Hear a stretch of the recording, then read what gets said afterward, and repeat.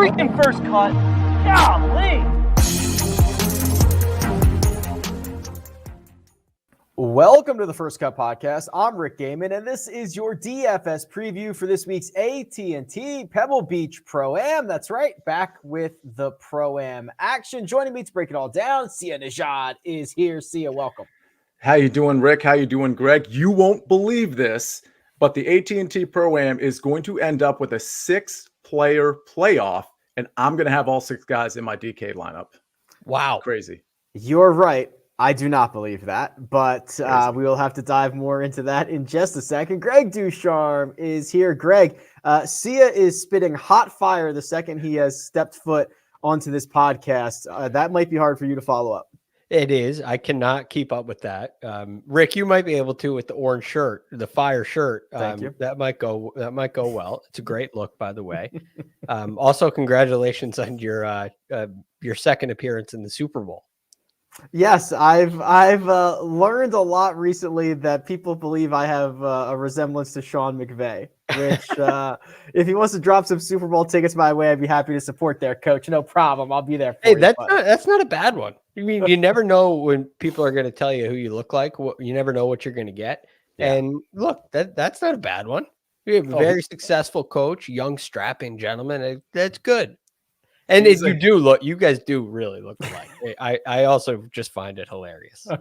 He's a handsome fellow. There's no question about that. Oh boy. We are absolutely live right now. So if you are in the chat, feel free to engage. We'll answer your questions, your comments, your concerns as they come up throughout the show. And producer Jacob feeling very, very frisky on this Monday because he says for every 30 likes that this video gets, he's just going to start dropping Sportsline codes. Get you 3 months access for free to Sportsline. So first come, first serve. Make sure you get your likes in. Make sure you get your comments in. And producer Jacob will start making it rain in the chat. And gentlemen, we've got ourselves another one of these course rotations. So Sia, as we saw a couple of weeks ago, this is the 3-course variety of rotation. Pebble Beach, Monterey Peninsula, Spyglass Hill. Every golfer in the field will play those courses once each over the first 3 rounds. And then 54-hole cut. You send the guys home, and the remaining golfers will play Pebble Beach one last time on Sunday to duke it out for the trophy. I mean, as much as I want to criticize this setup, and believe me, I will, I do like at least one more instance of the 54-hole cut. I don't know why. I just like it. I think it's just less pressure on Friday. I think that's maybe what I'm getting at ultimately. But at the same time, I mean, how many variables do we want to throw in here? We've got the 3 courses. We've got the amateurs / celebrities that are going to play. These can be kind of hard to handicap because there's just so much at play. Is it going to be windy? Is it not? If it is, which course plays harder? You know, there's just so much to factor in. I am definitely going to be stripping this down to the basics because I think if you just bring every variable in, you're just going to be running in circles and your information just might not be good. So I know, and we can get into it as the show moves, but I know I'm just going to be focused on a couple of key stats, really big on course history here. And, I'm just going to kind of let the chips fall where they may at that point.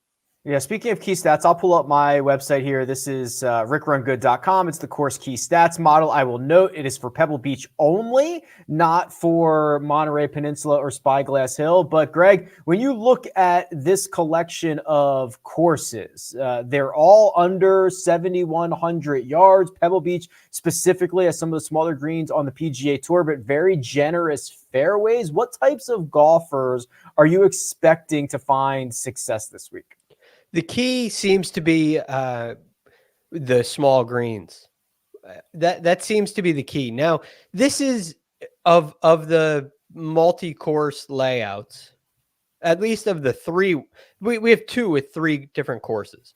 And I think this one's a lot easier than the American Express. A lot maybe easier. Easier how? Easier to handicap. I think the courses are more similar. Spyglass Hill is the hardest. The hardest course you play once. And then Pebble, the most famous, we're the most familiar with, that is your second. And Monterey Peninsula is your third. So your easiest. So there's one, and that's typical. So Spyglass and Pebble can play similar. Sometimes Pebble can play harder. A lot has to do with that draw and the weather. But I think Spyglass is slightly more challenging usually. Yeah. I'd be interested to know if there's actually stats on that. I haven't seen. It's just as I recall. But so as they're closer, generally, it makes it a little bit easier. I think it requires a similar set of skills, and those skills work at Monterey Peninsula as well. So I'm trying not to overthink that. I'm trying not to dive too deep into the draw. Maybe if there's a really windy day in the forecast, I'll take a look at it. If one day really stands out on one of the first 3 days, it may be interesting. But again, even when you're in a situation like that, it's hard to know. Does Monterey Peninsula, if everybody's tearing it up days 1 and 2, and on day 3, the wind is out of control, does it take away an opportunity to really score well, to really go low? So, there's a lot of, again, even in that situation, there's a lot of variables. So I'm trying to take the guys that I feel will fit this model here the best. Guys who have a nice fit. I like what Sia said about course history. I like recent form as well this week. And the reason for that is I think putting is a really important key stat here. You'll see driving accuracy is really important on this board, but I'm a big believer that West Coast golf, short game and putting seems to take a little bit of it gets a little bit more beneficial, and that continues this week.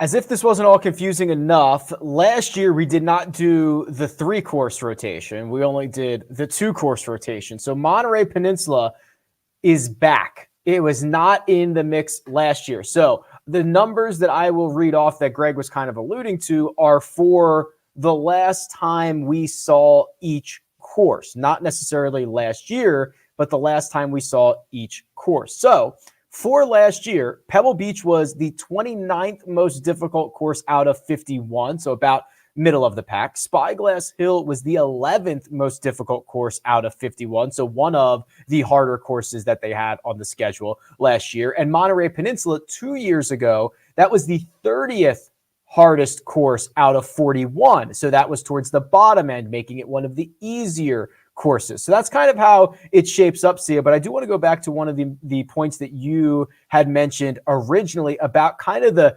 sticky course history. This is weird. It is weird because a 3-course rotation, it's usually a bit more random, but this is one of the events where you'll see guys who literally 6 straight years, top 20s, top 25, something like that. It seems to be very, very sticky when it comes to course history.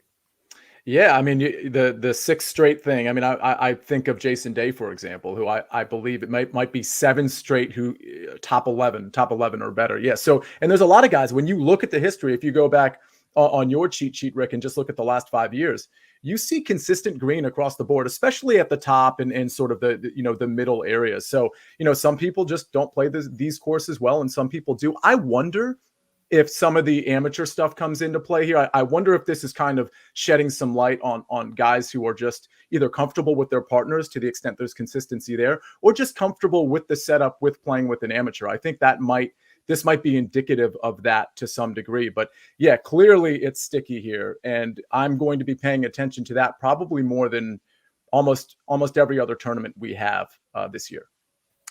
Is it worth, Greg, because you kind of were getting at this. You were saying, thinking about the waves, thinking about where these guys are starting.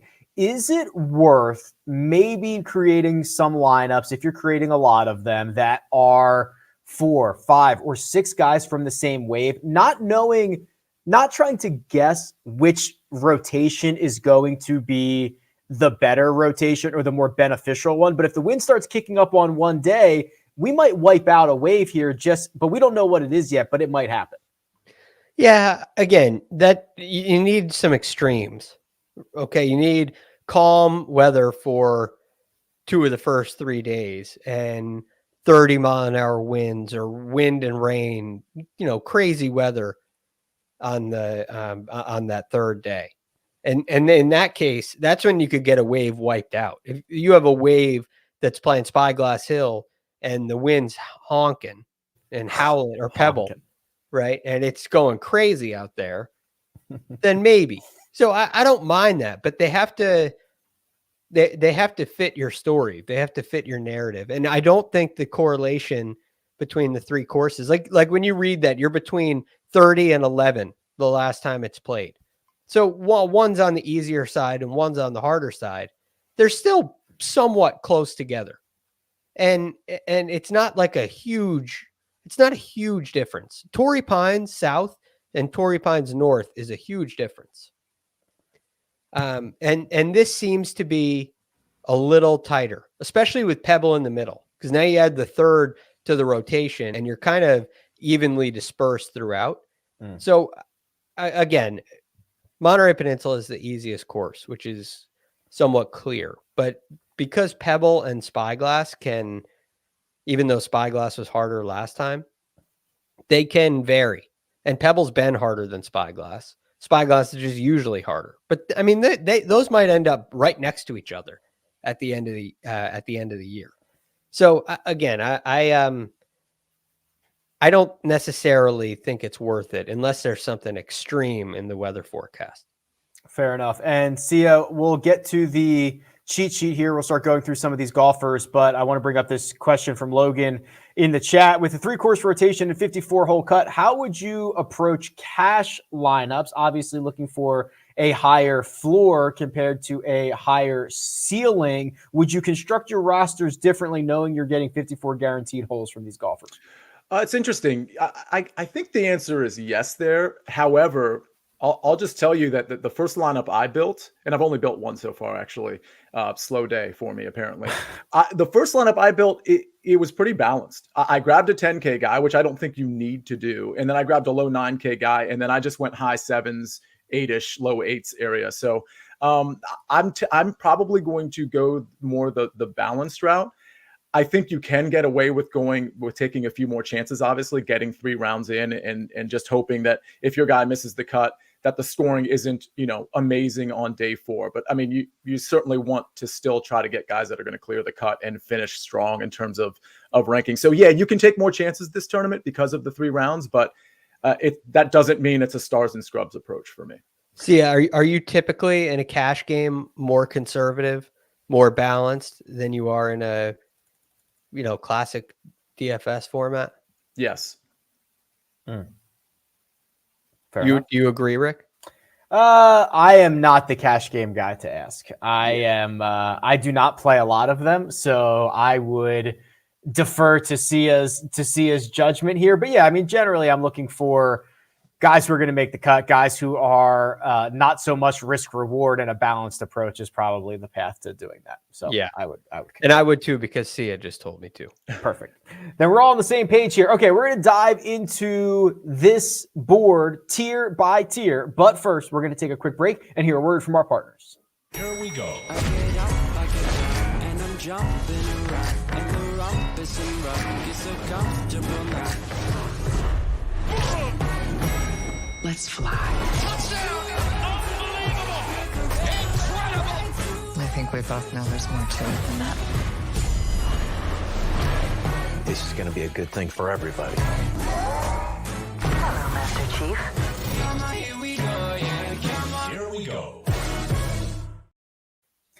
And we're back. Don't forget to hit that like button. Producer Jacob giving away Sportsline subscriptions in the chat, because that's what he's up to on this Monday. Let's jump in. The $10,000 range, only 4 of them. Patrick Cantlay is $11,200. Will Zalatoris is $10,800. Daniel Berger is $10,500. And Jordan Spieth is $10,300, Greg. So we've got some star power here at the top of the board, but we can't play them all. How do we start breaking this one down?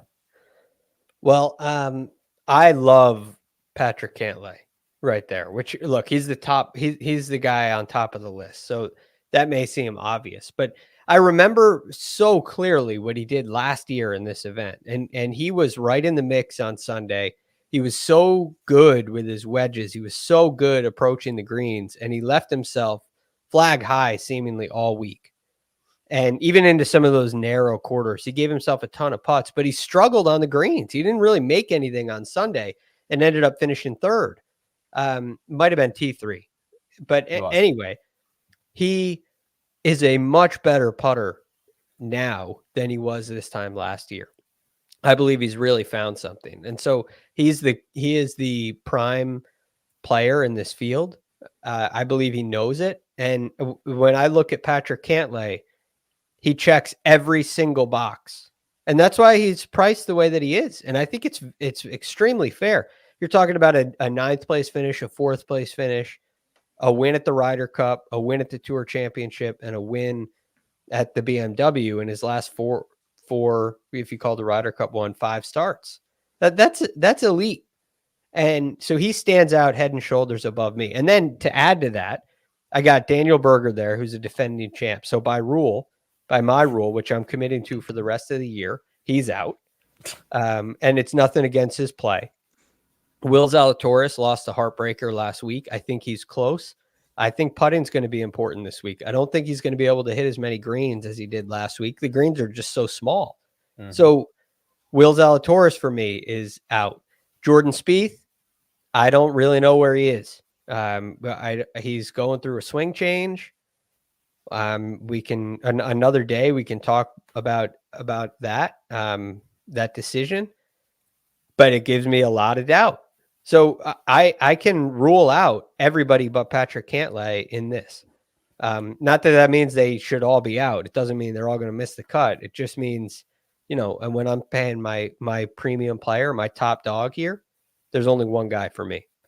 Patrick Cantlay, $11,200. He's only lost strokes tee to green 3 times since that event here that Greg was referencing. I could argue, Sia, he's not priced high enough. If you start looking at some of the weighted strokes gain numbers, there's really 2 studs in this field. It's Patrick Cantlay, it's Daniel Berger. The gap between Cantlay to Berger is big. The gap between Berger to the next best golfer is big as well. So those are the 2 that I've picked out. And it is Will Zalatoris would only for me kind of be a game theory play just because Berger is cheaper. So I think he is objectively the better play if there was no ownership to consider. And then Jordan Spieth is going to test recent form versus course history. We're going to get the definitive answer right here this week because Jordan Spieth's been horrible and he's got the absolute best course history. We're going to learn right now, right this week.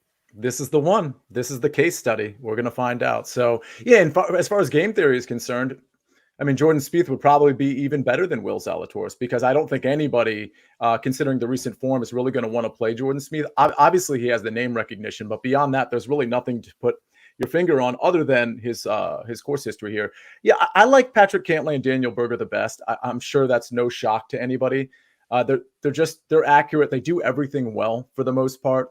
I mean, if you wanted to find a criticism, it's hard to do, and Rick, I know how much you love buckets, proximities, but I'm just saying, if you wanted to find a criticism, that wedge range, it hasn't graded out really super well for either of those guys as of, let's say, the last 36 rounds or so. I'm not really worried about that for a couple reasons. One is because I know they're both playing well and they're both hitting their irons very well. And their course history is immaculate here. I think if I had to choose between the 2, I would probably lean towards Berger just because I'm getting a big enough price break that I can maybe do a few more things with my lineup in that 7 and 8K range. But those are the 2 I like. I'm not going to be playing Will Zalatoris. I'm not going to bother with Jordan Spieth. The Spieth results that I'm showing right now, he's basically lost over 30 strokes to the field over his last 7 starts. We are now officially in the worst 7-event stretch of Jordan Spieth's career, if you go on just strokes gained total. And you can argue half of them came at the Hero World Challenge, so that doesn't count, but the rest of it isn't very pretty either. Okay, well, Greg, I mean, we can just move on from the 10K range to this beautiful, lovely, amazing $9,000 range, unless you've got anything else. I mean, I think it's pretty clear. Cantlay and Berger, objectively, the 2 best plays. If you want to be different and you want to leverage to the field, Zalatoris and Spieth are your guys.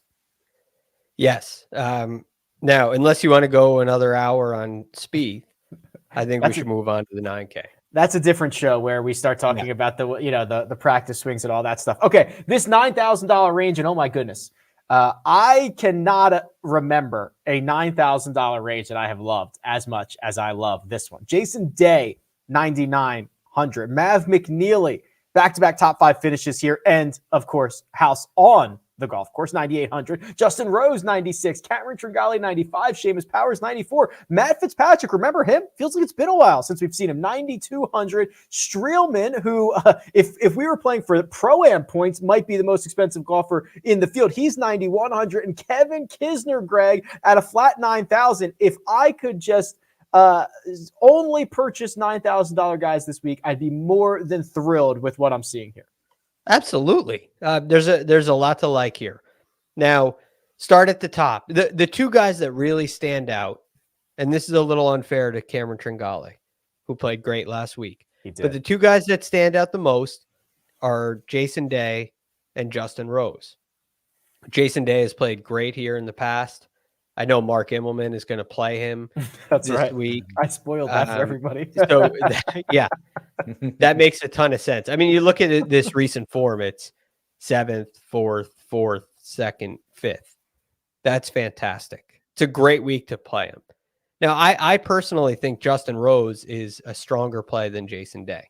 And the reason for that is I think Rosie is back to being Rosie. He is. Now, and the biggest stat, I don't even know if this is going to come up. I know it's somewhere on RickRunGood.com, but it's not a strokes gain metric. It's a green to regulation metric.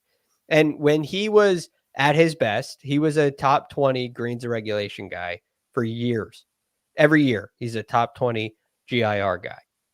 And then all of a sudden goes through his equipment change, coach change, all this stuff changes after reaching world number 1. And that plummets. Completely plummets. And now he's relying on scrambling. He's relying on putting, which got better. And so now he's back this year. I know the year is far from over, but he's hitting 70% of his greens. And this is a guy who's really striking it well. And you can see there on if you're watching on YouTube, his recent form has been phenomenal. It's a T12 at the RSM. Then we have a little then tied 9th at the Hero. Comes back this year, T33 at the American Express, tied 6th last week. And now he's rolling into a place where the course history is limited. He's only played here twice, but he also played at Pebble in the US Open when his game was in disarray and he finished 3rd. So I'm really liking Justin Rose this week. I like Day too. I feel like Rose is closer with his swing, closer with his game than Day is. Day, I still feel like has a little bit to go. Now he can lean on putting, he can lean on wedge play, he can get it done. But Justin Rose is closer to being the Justin Rose we know and love than Day is. We've been tracking the more sustainable statistical profile of Justin Rose for months now. Last summer, horribly unsustainable. We saw that kind of correct himself. Now much more well-rounded, now much more excited to get Justin Rose into my lineup. Sia, those are just a couple of names in this $9,000 range that is full of interesting options. Where else could we go if we wanted to kind of live here in this tier? I can't help but smile because, Rick, like you, I love so many of these names as well. Yeah. And by the way, Justin Rose is one of them. I love the trajectory of his game, kind of getting his game back. And I love how he's doing it. If you look how he did it last week versus, let's say, Jason Day, who picked up almost 4 strokes with the putter, Justin Rose was just clearing it across the board. Across every metric, he was just gaining and gaining and gaining. And I think that's what we're looking for, especially when we have a 3-course rotation and a couple different things that that players are going to have to do. He hasn't played here since 2017. That's not a knock. It's just something for me to point out. But yeah, so he has some course history here as well, which is helpful. The other 2 names that really come to mind that I know I'm going to play, I mean, Kevin Streelman, I kind of have him in the back of my mind only if his ownership ends up being low. But the 2 guys I really like are Mav McNeely and Seamus Power. I mean, McNeely, there's so much good to say about him from a recent form standpoint. And then you have the course history. And we know he's from the area.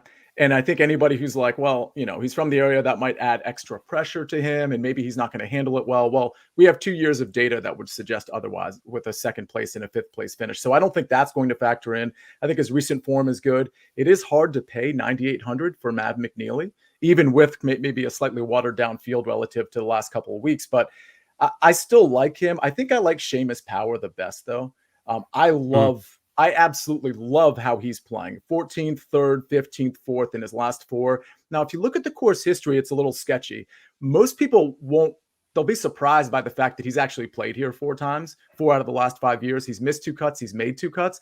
I think for most people, they'll be like, well, that's not a good enough course history for me to lean on. But the thing is, it's history. And what I mean by that is he has experience on it. And it's also historical because he's a much different player now than he was 2017 or 2018 when he missed the cut, or even 2021 he missed the cut. I mean, that was obviously recent, but Seamus Power's game has been ascending. We've talked about him probably more than any other show just in the last like 3 or 4 weeks because he is on the rise. I think faster than most of the people on tour. So I think I'm willing to pay the 9,400 for Power, maybe a little bit more so than Matt McNeely. So those are the 2 guys other than Rose that I really have my eyes on.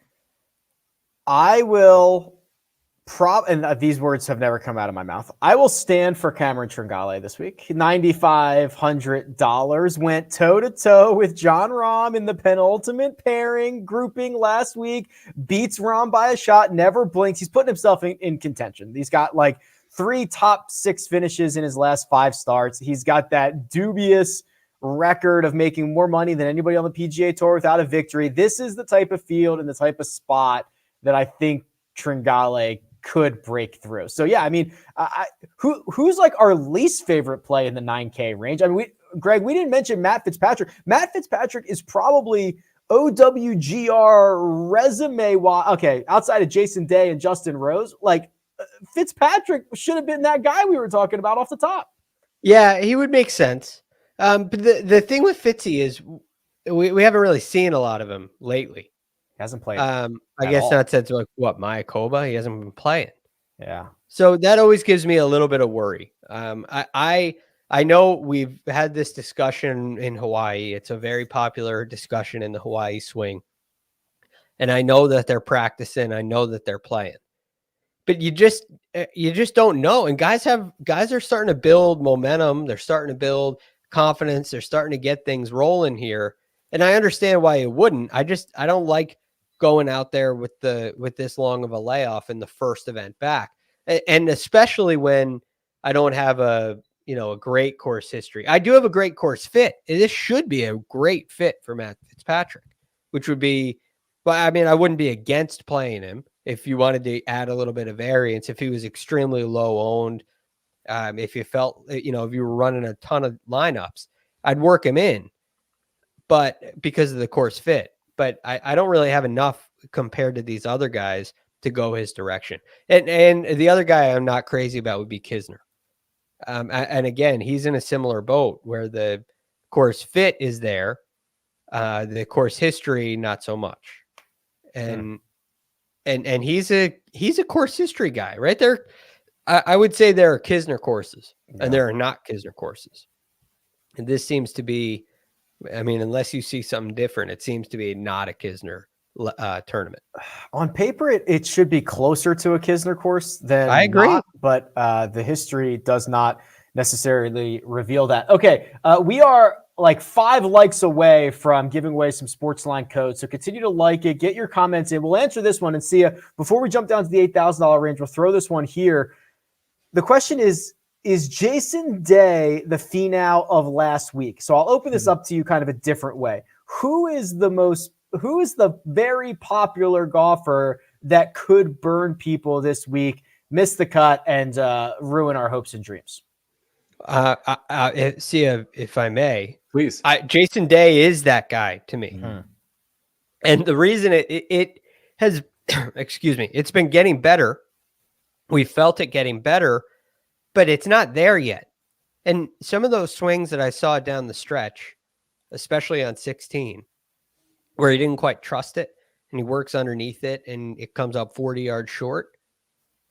That's not necessarily an easy thing to correct and trust. And with the course history, expectations going way up, I think he's priced too high. And it would be slightly concerning to me. Now, that doesn't mean it's going to happen, but it could go one of 2 ways. When you look at a big error like that, is he going to immediately fix that? Or is it going to be something that he's worried about throughout the entirety of the of the round. The other thing is we've seen him kind of creep his way along and keep, in his words, keep expectations way down. And now his language has changed a little bit and it's raising expectations.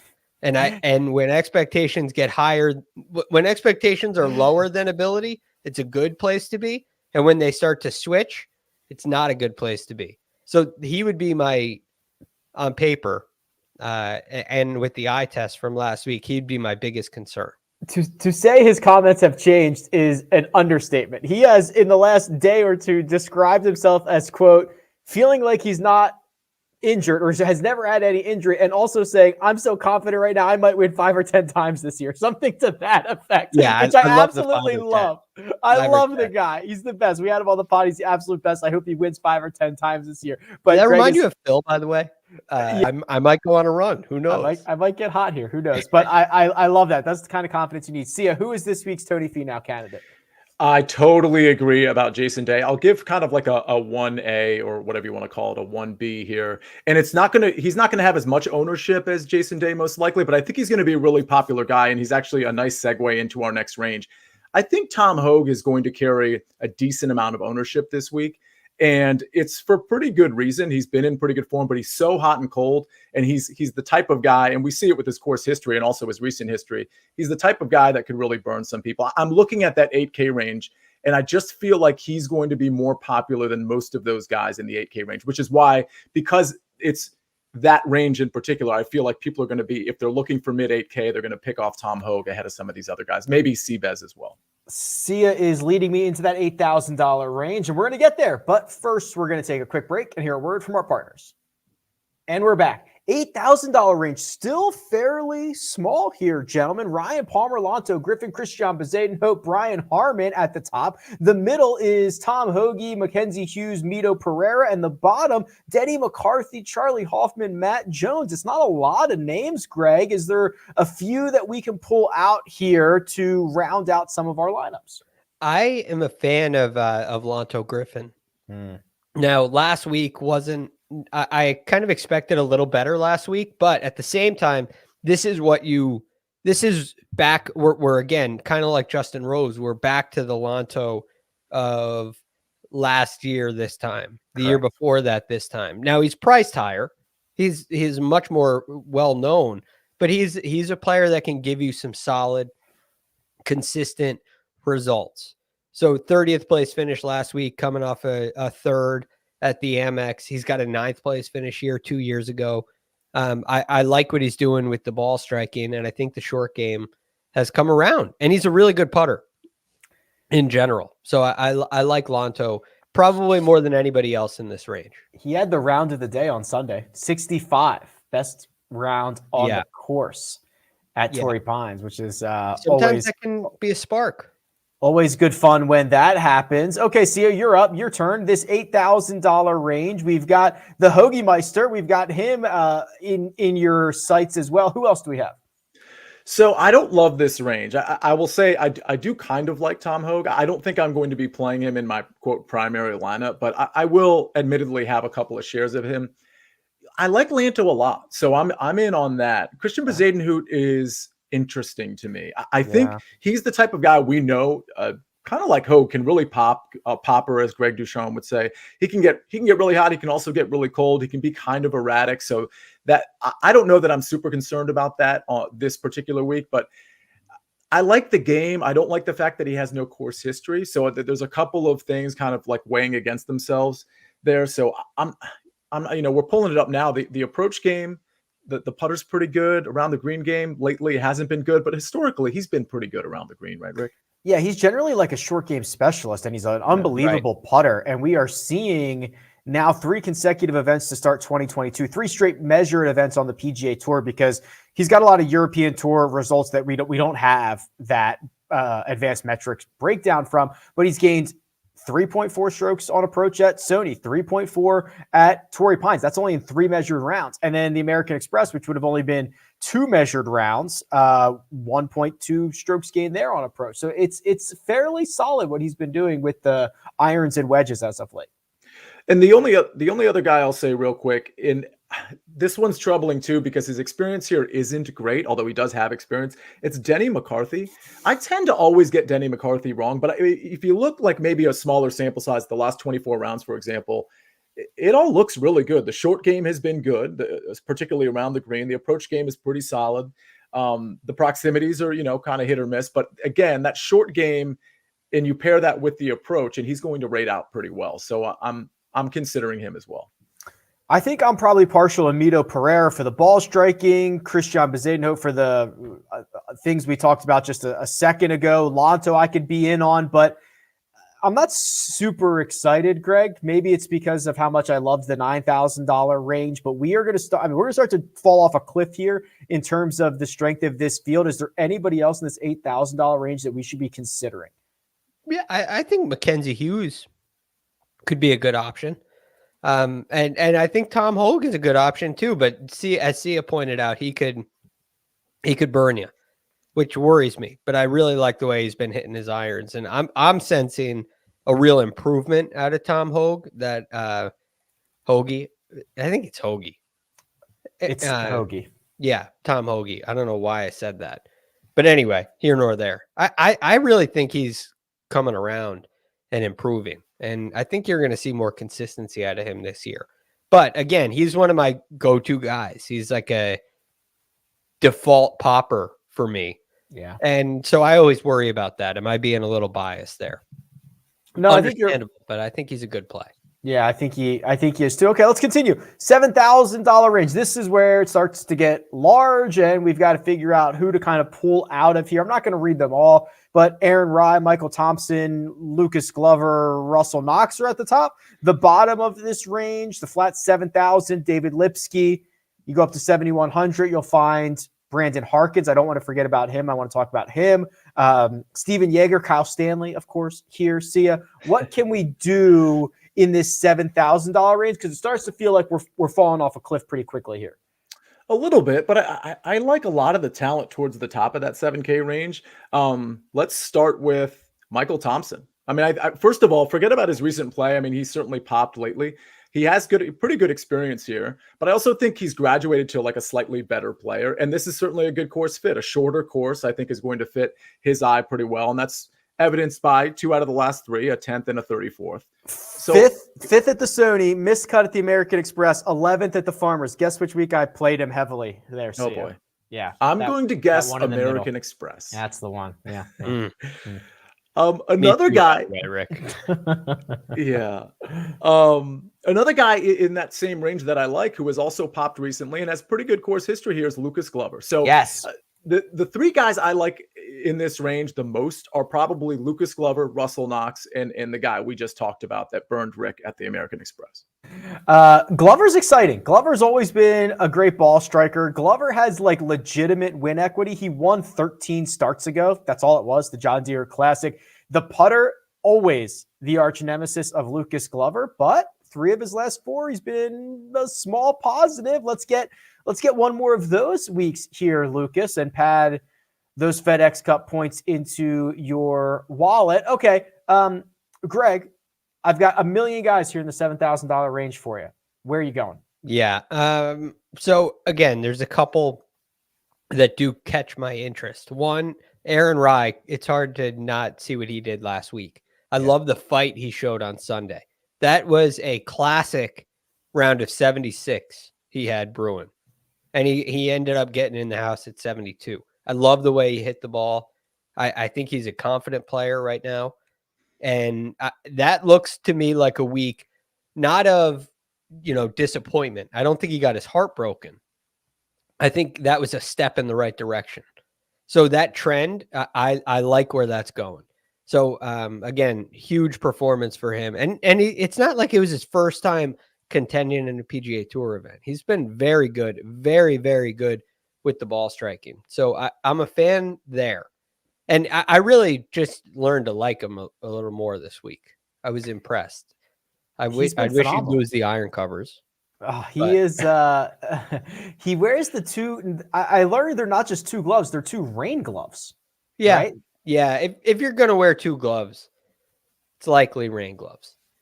Why? And that's how you get into it. Either, I guess he did as a kid, but I've worn the rain gloves before, and they'll last a little longer because the tack is different. So it's like JB Holmes wore a rain glove. Phil's worn rain gloves. Rain gloves in the rain are right. I've seen guys wear rain gloves in the rain. He wears them in bright sunny time. conditions, right? Yeah, and that's what happens, right? You play it with them in the rain, and get a good feel. Yeah, you like the feel. You like the feel. So they're good, but that's here nor there. So he really caught my attention. Michael Thompson, I'm just disappointed after the American Express, and I feel like I got burnt. But there is a guy, speaking of getting burnt, who I think burned you last week. Not you, Rick, everybody. And I think this week's the play. It's Brandt Snedeker. And to me, I think that was an anomaly last week. I think his game's been coming around. He's won here twice as well. He loves this swing. And I have a feeling this is that there's going to be a lot of people staying away from him because he burned everybody last week, and he's going to pop up this week and shock you. So I like where he's building to. And even though he missed the cut last week at a difficult Farmers Insurance Open. Yeah, multiple time winner last week, multiple time past champion this week. My goodness, Brandt Snedeker, have yourself. He loves the greens, right? Yeah, have yourself a California swing.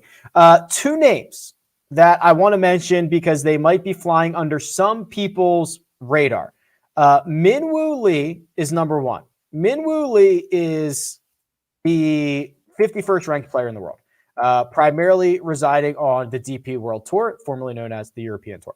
He has 3 top 8 finishes in his last 5 starts. He won the Scottish Open last summer. That strength of field is going to be double what it's going to end up being this week at Pebble Beach. So we know he can contend and win in more difficult fields. The other one, and I want to get your thoughts on this because this is kind of a very unique situation. It's Brandon Harkins. 7,100.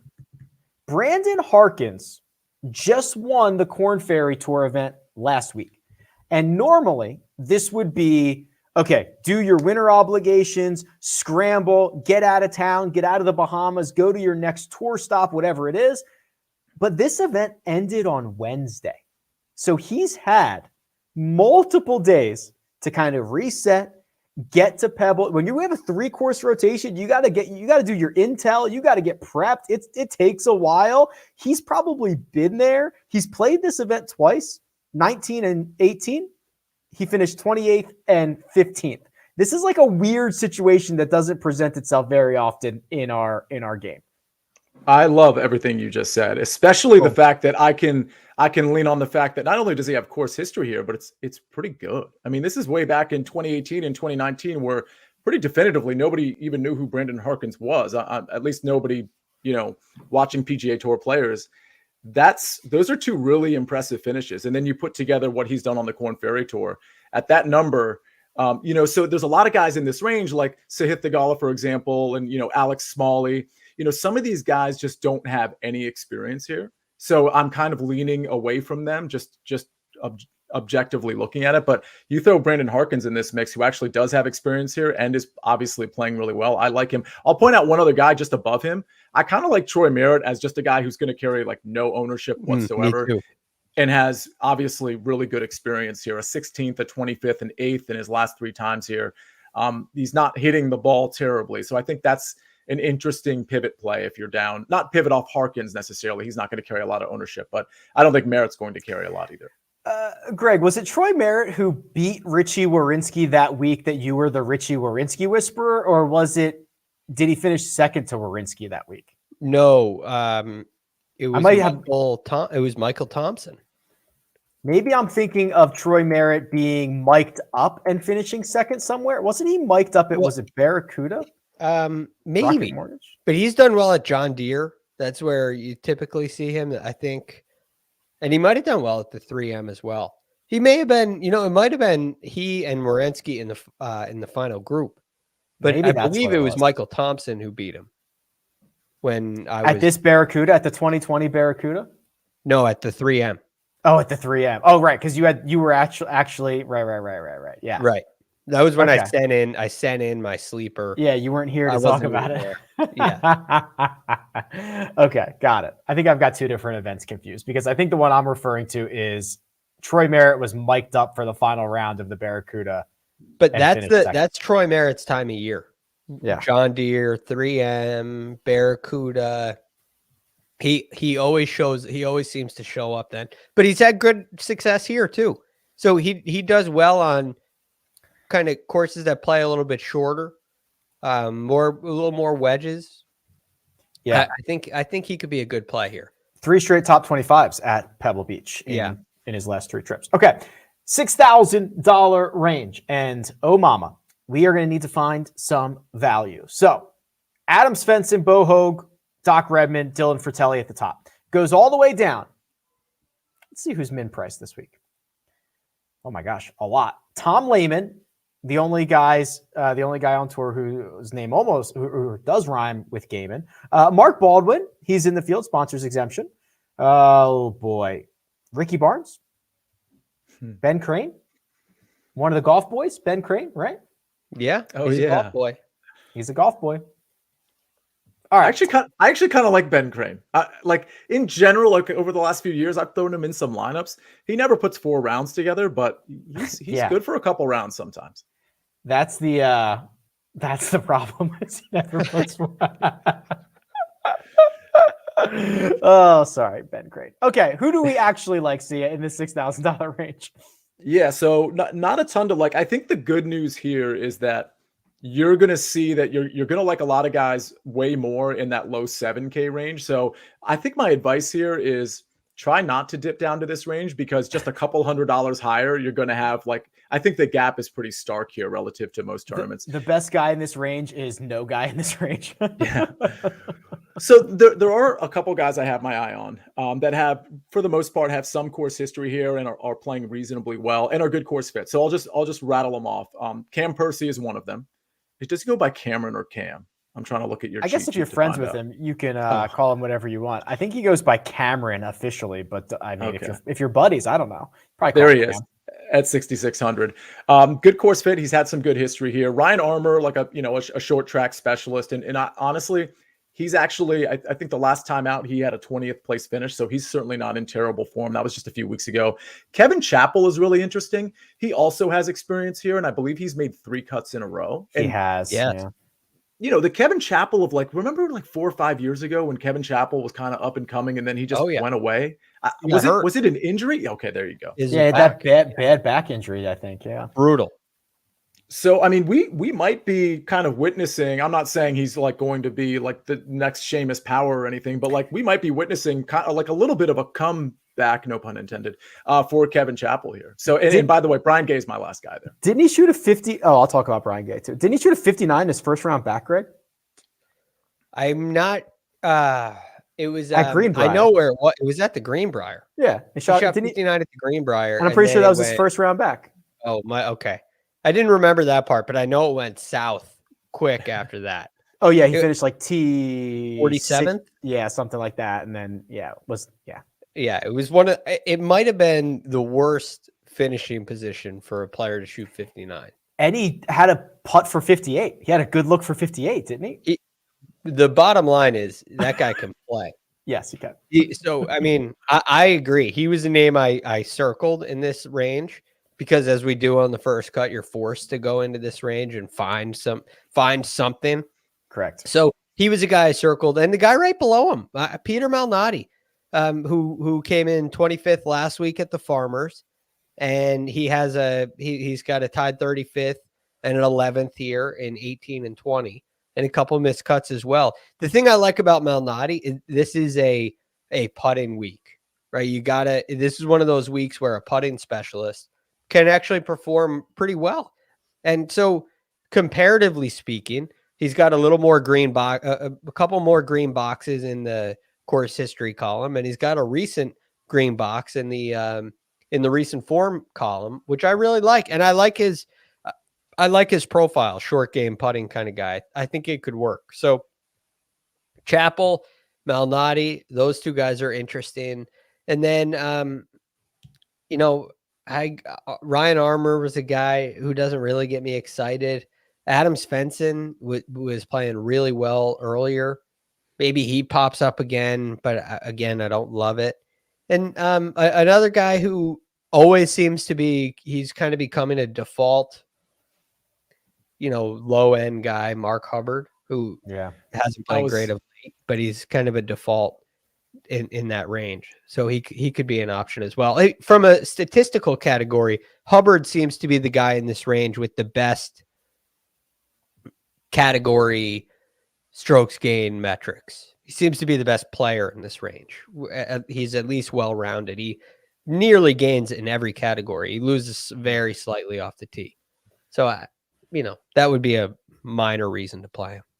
I like Hubbard quite a bit, by the way. I think I should have. I wish I had added him to my 6K range. He's probably my favorite, Greg. Yeah, Here, yeah, no, he fits the profile, and he's better than a lot of his peers in that $6,000 range. Right. Here's the history for Brian Gay, who Sia mentioned earlier. So he has made the cut here in 8 straight, 9 of his last 10. He's got 2 top 10s in 2019, 2018. This is like one of the 4 spots that Brian Gay can contend. If you would like the flyer of all flyers, his name is Satoshi Kodaira, who has played once here in 2022. It was a well-rounded T12 at the Sony Open, and in the same mold of your Ryan Armours, your Brian Gays, your Kevin Kisners, your whatever you want. He's like 8th in driving accuracy, 192nd in driving distance, and he will be volatile. But if he can get anything resembling what he did at Waialae, I like him for this week. Does it just feel like a trap? They're all traps, Greg. That's a good point. I don't even know that they qualify as traps in that range, but I will say this: you guys remember Kodaira was kind of like we were playing him back last summer. Yeah, he had a run of. Look at this. He had a run of 3 or 4 tournaments where 11th, 13th, 19th, 36th. This was like peak Kodaira right here. Now he was putting a lot better. I actually like his statistical profile. Like if I could clone what he did at Sony like every week, like that's what I'd prefer. But yeah, we played him last summer. You mean Rick? You mean if he gained every week in every category? That's all it takes. All it takes is for you to gain across the board every single week, and I'm a fan. It. Be a good driver. Be a good approach player. Yeah, have a good short game and putt well. Where did he win? Golf is easy. Harbortown, right? Didn't he win in Harbortown? Yeah. Come on. Accurate, short, small greens. I like it. Fire it up.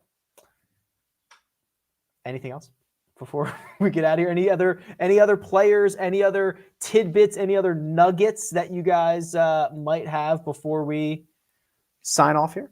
Is there a celebrity you're excited to see, either of you? Do you have the list? We were looking for this early. Do you have the list of who's playing? We know it's going to be like Jake Owen and Larry Fitzgerald and Larry the Cable Guy and I don't know. Josh Allen. Are the Manning brothers? Josh Allen's going to play. Yeah, Josh Allen is playing. I guess he doesn't have a game to prepare for. Ouch. Sorry, I like Josh Allen. Let's see, Macklemore. For the record, Macklemore's videos are fantastic. I know videos are a thing of the past, and like MTV actually had videos back in the day, children. But Macklemore's videos are like very meaningful and very powerful. I like his music too, but I just wanted to point that out for those of you. He actually still makes videos. I didn't know they still did videos. Well, apparently Macklemore does. Some do. Don Cheadle. Don Cheadle's playing in it. Do you know who Don Cheadle Josh? Yes, I know Don Cheadle. Okay. Josh Allen. I mean, he's a pretty athletic guy. How good do we think he is at golf? I mean, he probably hits it far into the probably trees. hits it far and has no short game. Yeah. It's good or bad. It's probably a coin flip with him. What celebrity, whether they're playing, you didn't catch that? Got it. Somebody Very catch good. it. Very good. Someone in the chat will love it. That was a different audience. They'll love it. What celebrity, whether they're playing or not, would you like to see here? I have an answer. Shaq. Can you go first? Well, did you say Shaq? Yeah, I just want to see Shaq swing a golf club. He'll make it look like a toothpick. That's true. That's very true. I'm not a huge celebrity golfer fan, personally. That's just me. I mean, I wouldn't want to watch, celebrities like Rick Gehman or Nejad play quarterback. You definitely do not. So I'm. It's like the guy from the audience who throws up a half-court shot in a basketball game. You don't like that either? No, they make it sometimes. Fun police over here.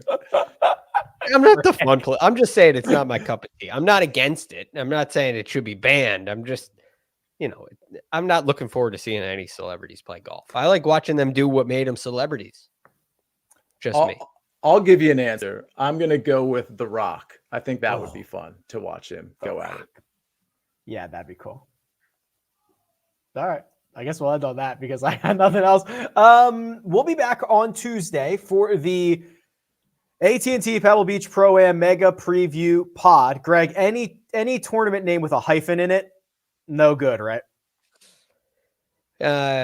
This one's been around long enough. It's okay. But the hyphen's tough for searching. It's tough. It's tough. It's real tough. Producer Jacob does all the hard work behind the scenes. Thank you very much. Sia Nejad. He is available on Twitter for all your celebrity takes at Sia Nejad. Greg DuCharme available on Twitter for all your fun police takes at The Real GFD. You can find me at RickRunGood. This has been The First Cut, and we'll catch you next time.